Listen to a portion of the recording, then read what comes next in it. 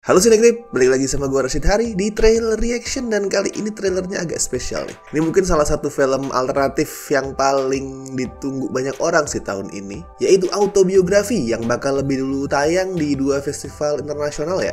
Yang pertama Venice Film Festival itu masuk ke Horizon Section, terus di Toronto Film Festival itu masuk ke Contemporary World Cinema.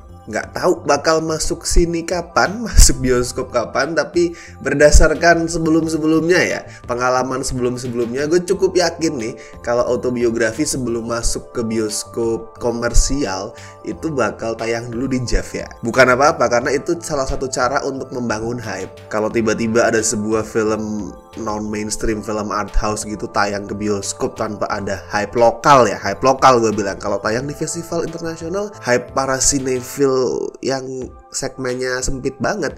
Tapi kalau kemudian di festival Indonesia, meskipun juga nggak seluas itu ya hype-nya, tapi minimal tuh akan mendatangkan beberapa obrolan di medsos gitu. Nah, Autobiografi ini juga jadi debut penyutradaraan film panjangnya Maqbul Mubarok, yang sebelumnya tuh lebih banyak menggarap film pendek sama jadi kritikus.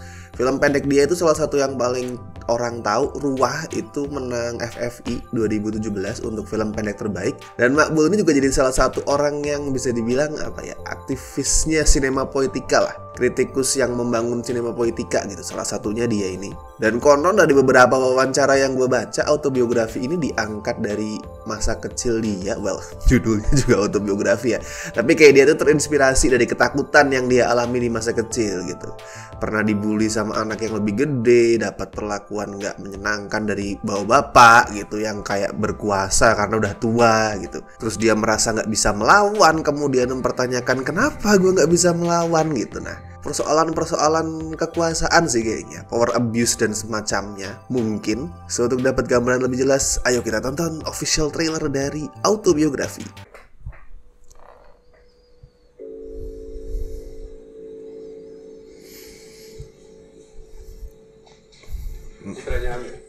Oke. Ya, Pak.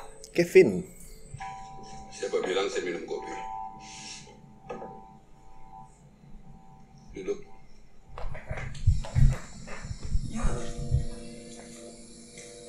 Kita di sini. Ya, kerja sama ayahnya Bapak. Kakek saya kerja untuk kakek Bapak. Saya kerja untuk Bapak. Anakku baik banget sama aku, Mir. Apakah bapak-bapak serem loh. mendukung? Mendukung? Yang keras. 1, 2.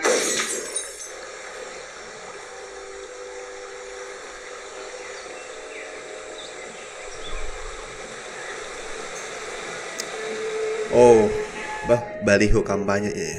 Kamu tuh persis seperti saya muda. Oke. Jangan gampang percaya. Ayo, temenin.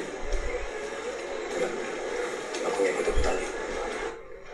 Kamu tuh kalau dikepung di sini, jangan blokade panjang. Kelihatan panik kamu. Diajarin bener-bener ya. What?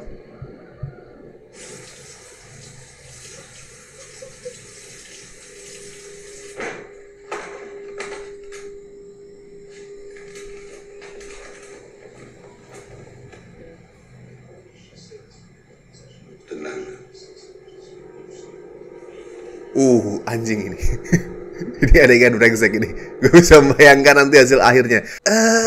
Atmosferik sih. Maksudnya kalau misalkan disebut Maqbul itu ingin memvisualisasikan pengalaman dia masa kecil, ketakutan dia ya.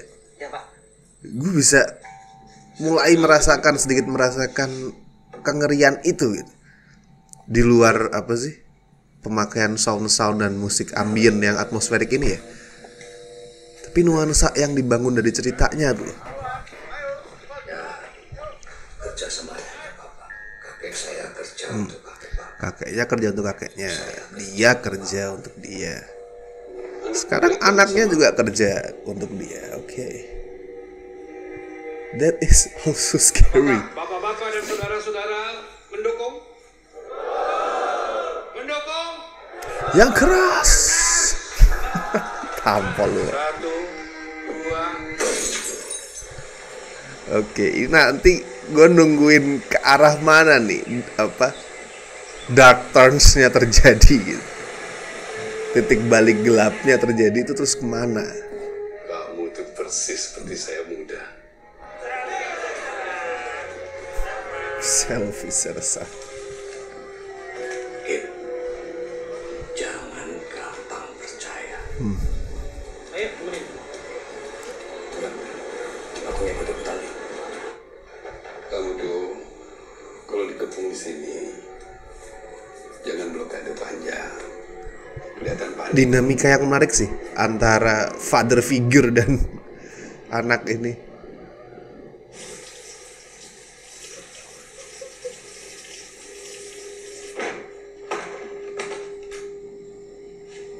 Apakah dia yang membunuh tubuh tadi? Apa dia? Nah ini gue suka banget ya, anjing. Tenang nak, pala lu tenang. Ini gue suka banget nih adegan ini. Mungkin nanti di hasil akhir filmnya tuh berjalan jauh lebih panjang, yang mana akan lebih berasa lagi. Cuman dari potongan di trailernya ini kelihatan sebuah suasana yang manipulatif banget loh. Dia si bapaknya, si jenderal ini bilang tenang sambil ngelus-ngelus pundaknya di awal. Seolah itu gestur dan kalimat yang memang berusaha menenangkan gitu.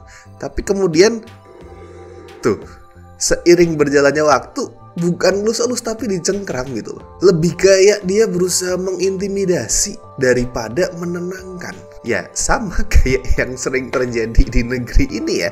Orang-orang yang memegang kekuasaan, yang punya kekuatan, punya duit apa dan segala macam, yang berkuasa pokoknya, itu seolah-olah berusaha menenangkan gitu. Berusaha menenangkan yang di bawah supaya nggak bergejolak, supaya nggak memberontak, nggak melawan. Tapi sebenarnya itu bukan menenangkan, tapi mendiamkan dengan paksaan lembut.